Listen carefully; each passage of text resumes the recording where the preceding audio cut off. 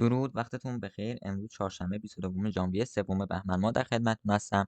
بدون هیچ درنگی سر می‌زنیم به چارت‌ها، ببینیم چارت ملانیا به چه صورتیه و بعدش هم میایم روی بیت کوین ببینیم چارت بیت کوین به چه صورتیه. این چارت ملانیا به USDC هست. USDC هم دیروز تقریبا حدود نزدیکای 1.5 تا 2 میلیارد فکر کنم توکن داد بیرون و اخبار راجع به USDT هم خیلی جالب نیست. پس اگه USDT دارید حواستون باشه یکمش هم مثلا به توکن‌های دیگه تبدیل کنید یا مثلا به USDC تبدیلش کنید یا مراقب باشید که ممکنه اخبار بدی راجع به USDT بیاد و مثلا حالا اتفاقی که توی گذشته واسه استیبل کوین قبلی افتاد واسه USDT نیفته و سرمایه‌تون رو از دست ندین. بدون درنگ چارت رو که داریم می‌بینیم اتفاق خاصی نیفتاده. همینجا همین محدوده داریم رنج میزنیم. این دو تا ناحیه‌ای که داریم دیگه نسبت بهش شما میتونید اقدام به باز کردن پوزیشن کنید نسبت به شرایط. اگه بیاد بالا میتونه لانگ بشه، اگر هم دوست دارید تو فیوچرز شورتش رو باز کنید، اما مراقب سرمایه‌تون باشید. تکنیکال بخشی از ماجرا هست و بیشتر چارت رو فاندامنتال الان داره مدیریت میکنه. پس مراقب سرمایه‌تون باشید، ریسک درستی روش داشته باشید. اینجا هم که والیومش رو می‌بینید که کلا والیوم نداره دیگه. اگه بخوایم اینجوری دقت کنیم و این چند تا جایی بوده که خورده به این سقفه و ریجکت شده و دیگه کلا ولیومی نداره. قبل از اینکه خود چارتا بخوام واسهتون بررسی داشته باشم میرم فارکس فکتوری. اخبار مهم نیست اصلا، فقط یک دونه خبر هست که حالا میتونه تاثیرگذار باشه روی بازار، به خصوص کریپتو. مجمع جهانی اقتصاده که روی حالا توی کشور سوئیس هم هست و خبر جوریه که میتونه تاثیر بلند مدت، کوتاه مدت نسبت به شرایط الان و نسبت به شرایط ورود نقدینگی به بازار تاثیرگذار باشه. یعنی اینکه ممکنه حالا سرمایه‌گذارا مثل بانک‌های اروپایی یا حالا شرکت‌های اروپایی یا از این قبیل افراد بعد از این سخنرانی مثلا ترغیب شن که ورودی داشته باشن. همین اتفاق هم افتاد بعد از سخنرانی که سخنرانی نبود فکر کنم، بعد از یه خبری که بانک‌های سوئیس بیت کوین رو قبول کرده بودن، بانک‌های لندن و فکر کنم فرانسه بود که اومده بودن سمت کریپتو و اقدام به خرید بیت کوین کرده بودن. بعد از این سخنرانی هم امکان اتفاق افتادنش خیلی زیاد میتونه باشه. پس دیگه حواستون به این خبرم باشه. یه دونه خبر دیگه هم داریم که سخنرانی رئیس بانک مرکزی اروپا هست. تاثیر غیر مستقیمی میتونه روی کریپتو داشته باشه، ولی به‌خاطر قضایای نرخ بهره خود اروپا ممکنه در بلند مدت یه تأثیری روی بازار داشته باشه. برمیگردیم روی چارت، بخوایم روزانه چارت رو نگاه بندازیم. برم چارتی که خلوت‌تره رو بیارم. توی روزانه اتفاقی که واسه ما افتاده، یک بار دیگه داریم منطقه 120,000 تا رو تست می‌کنیم. دفعه قبلی که تستش کردیم ریجکت شدیم. دفعه قبلی هم به روند قدرت داشته، نمیتونم بگم قدرت نداشته. اتفاقا DI ها خوب بودن، ولی به اون لحظه‌ای که رسیده، ببین اینجا رو منظورمه. به این لحظه‌ای که رسیده دیگه قدرته انگار کم شده، با این حال که ADX هم رفته بالا، با این حال که DI ها یک کوچولو هم داشتن چیز می‌کردن، ولی قدرت کمتر شده. چیزی هم که الان دارم می‌بینم نداره میگه مثلا من میخوام نزولی شم، نداره مثلا میگه من میخوام صعودی شم، چون ADX قدرت نخورده. نمیدونم حالا متوجه منظور من بشین. اینجا کندل بار داره مساوی زده میشه، DI ها دارن سمت اه، هم حرکت میکنن، یعنی صاف دارن حرکت میکنن. زردم هست، رنجم هست. اگه خواستید مثلا من این ADX رو بیام بهتون نشون بدم که چه کاربرد داره، چون شما چند تا چیز میتونین داشته باشین. یه دونه این ADX که کاربرد داره، یه دونه ADX بدون DI یه دونه ADX بدون DI ها هست و یه دونه هم DMI هست که ADX و DI، که اگه خواستید من میتونم یه سرفصلی هم واسه اندیکاتورها واسهتون باز کنم که واسهتون کاربردی باشه اگه دوست دارید با اندیکاتور ترید کنید. من خودم دوست دارم. واسه من فرقی نداره با چی کار کنم، مهم اون کاریه که دارم انجام میدم. موضوعی که حالا اتفاق افتاده اینه که فاصله بین 63 و 93 زیاد شده، فاصله بین کندلا و 60 93 خیلی زیاد شده.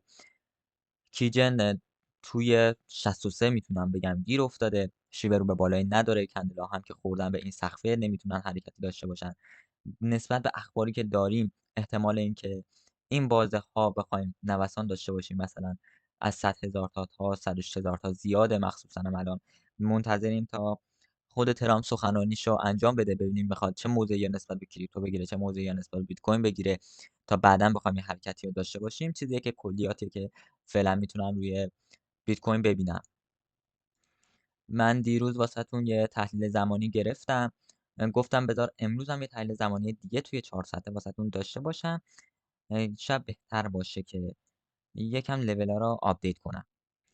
من اینا میارم میذارم اینجا و 17 تا کندل هم میشه 16 تا میام میذارم اینجا و بلند مدت دیگه دوستان، خیلی هم بلند مدت هست. ببینید اتفاقی که اینجا افتاده، اینجا روند سودی کرده، اینجا روند سودی کرده، حتی کوتاه مدت‌ترش هم میتونستیم بگیم از اینجا نزولی شده. ببینید روز دقیق دیگه مثلا 2 روز، یه روز مثلا اختلاف داره، یکی 2 روز اختلاف داره بالاخره. نقطه زنی گاهی اتفاق میفته، ممکنه خیلی جا هم نقطه زنی نباشه. اینو مثلا من میتونم بیام بذارم اینجا، اینا میتونم بیام بذارم اینجا، اینم میتونم مثلا این الان 28مه میتونم بیام بذارمش 29م. یک روز اختلافی که مثلا بین اینا افتاده گفتم دقیق‌تر کنم، همون یک روزم ممکنه تاثیر داشته باشه. برمیگردم 1 ساعته و توی 1 ساعته هم بخوام مثلا از نظر 26 تا کندل نگاه داشته باشم بهش که دقیق‌تر مثلا بخوایم بررسی داشته باشیم. یک دونه البته کمتر میشه که میفته اینجا که الان رسیدیم فکر کنم بعد از این ابر بگیرم بهتر باشه.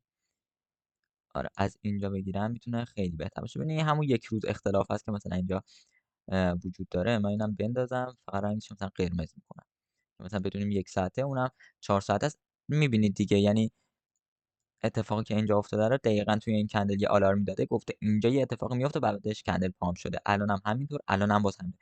اینجا ممکنه یه اتفاقی بیفته. پس توی کوتاه مدت‌تر محدود زمانیامون میتونه اینجاها باشه نسبتاً.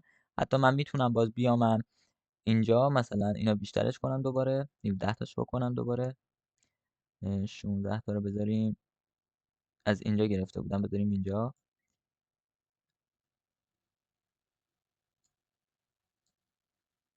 اینجا چیزیه که میتونیم توی 4 ساعته ببینیم نسبت بهش. من اینو یک بار دیگه هم میارم میذارم اینجا و شما میتونید تحلیل زمانی‌ها رو نسبت بهش ببینید که میتونه چه واکنشی نشون بده. مثلا 31 و 3 فوریه، 5، 7 و مثلا 10. اینجاها نقاط مهمیه. مثلا اختلافی که اینجا داره 29مه، اینجا هم همچنان 29مه. یعنی اینجاها مهمه. چه عددی بیشتر واسه ما مهمه؟ 3 واسه ما خیلی مهمه که میشه 26م تا 27م. این 3 واسه ما خیلی مهمه، 6 واسه ما خیلی مهمه، 9 هم واسه ما خیلی مهمه. پس این جاهای مهمیه که ما توی چارت میتونیم بهش واکنش نشون بدیم. برم 4 ساعته نسبت به تحلیل زمانی‌هایی که داشتیم، توی 4 ساعته ADX قدرت نداره، DI ها هم به همین صورت قدرتی ندارن. سقف و کفی که داریم میزنیم اینجا میتونیم بگیم کف بالاتر بوده ولی سقف پایین‌تر بوده. اگه اشتباه نکنم میتونیم اینجا اینو یه همچین چیزی در نظر بگیریم. من تا حالا اینا کار نکردم واقعا که بخوام مثلا دقیق کار کنم بگم آره، اینا شاید مثلا بتونیم در نظر بگیریم که یه واکنشی نسبت بهش بتونیم انجام بدیم. اگه مثلا دقیق باشه میگم من خیلی این سبک رو کار نمی‌کنم ولی چیزی که دارم می‌بینم و واسهتون دارم به اشتراک میذارم فعلا. و S&P هم داره به بالا حرکت میکنه. احتمال اینکه بخواد ثبات روند یکم کمتر بشه، حالا سویچ ها نمیگم، ثبات روند کمتر بشه وجود داره. جاموندگی خطوط همگی وجود دارن و شرایط کلی خیلی به نفع لانگ بیت کوین امروز نیست. کلیاتش که روزانه میدونیم سعودی، هفتگی سعودی، ولی امروز باید از این ناحیه‌ها یه عبوری داشته باشه. و به همین صورته. آره اینجا هم که نقاط مهمیه که داریم که واسهتون از قبل کشیدم. من چارتا رو عوض کردم دیگه، به خاطر شلوغی گفتم مثلا بهتره که اینجوری باشه. توی دید میتونه خاناتر باشه، حالا خوندنی که نیست ولی میتونه بهتر باشه. خود پیوت پوینت هم آپدیت کنم واسهتون. تو این زمان که دارم این خطوط رو آپدیت میکنم یه چیزی رو میخواستم بگم مد نظر داشته باشید. روی سرمایه‌تون خیلی ریسک درست حسابی داشته باشید. یعنی حالا ملانیا اومد، ترامپ اومد یه حرفی زد، ملانیا فرض مثال شد $70. یه شبه آدم پولدار نمیشه ولی یه شبه آدم میتونه فقیر بشه. پس حواستون باشه آقا، ملانیا رو ول کن، ترامپ رو ول کن، چه میدونم 2 جا الان ول کن. نمیگم نمیرن، خودته با خودت. نمیگم نمیرن، نمیگم نمیکنن، میگم ول کن اونا رو. مثلا چه میدونم برو سوشی، برو سویی، برو سی خونده میشه، سی مثلا USDT. آره مثلا برو اینا یه نگاهی داشته باش. ببین مثلا توی روزانه‌اش چه واکنشی میتونه نشون بده، مثلا کجای چارت. برو مثلا توی بیس، توی شبکه بیس دنبال کوین بگرد. هدفتو مثلا بهتر کن نسبت به سرمایه‌ای که داری میذاری. توی 1 ساعته چه اتفاقی داره میفته؟ هیچی، عملا هیچی. ADX قدرت نداره، دوباره DI ها قدرت ندارن. نگاه کنید سنوکو، تیزی سنوکو اسپن آ خورده دقیقاً به جایی که من گفته بودم میتونه نزولی بشه. اینو من میارم میذارم بالا. اینجا مثلا جای اوکی میتونه باشه، 107,000 تا جای مناسبی میتونه واسه لانگ باشه.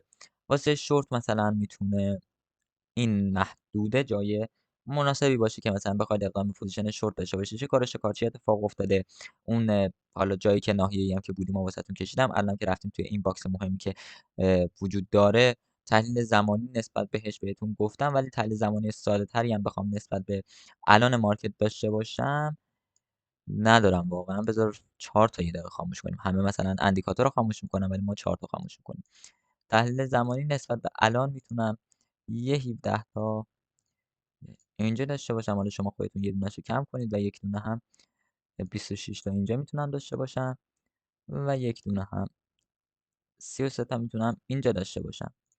بهترین چیزیه که میتونم بهتون بدم توی این نقطه اون تحلیل زمانی بلند مدت‌ترمون بود. توی 1 ساعت هم که شرایط کلی رو دارید می‌بینید. توی نیم ساعته به احتمال زیاد ما روند نزولی پیش روی خودمون داریم، چون کراس تنکانکی جن صورت گرفته، ADX قدرت نداره، دی‌آی ها کراس نزولیشون رو انجام دادن. از طرف دیگه 60-93 گاردشون نزولیه. اسپن آ داره رو به پایین حرکت می‌کنه، اسپن بی فلته.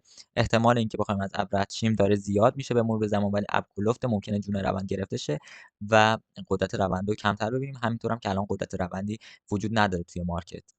فعلا هم توی یه باکسی داریم حرکت میکنیم که توی 15 دقیقه گارد و چینش خطوط بلند مدت 15 دقیقه هنوز نزولی نشده ولی ابر نزولی شده. احتمال اینکه بیایم بشکنیم کراس رو انجام بدیم بعدا روند رو شروع کنیم خیلی بلند مدت تر باشه. پس اگه حرکتی هم زد همش هیجانیه و اصلا کلا ADX هم خیلی اومده پایین. این فشردگی یه جا باید در بره، این فنر یه جا در میره. پس مراقب حرکت نهنگی باشید. این تنها چیزیه که میتونم بگم و مراقب سرمایه‌تون به شدت باشید، چون بازار به شدت میتونه پرریسک باشه. امیدوارم تحلیل واسهتون مفید بوده باشه. اگر از تحلیل خوشتون اومد حتما لایک کنین، نظری انتقاد دارین توی کامنت واسه من بنویسین.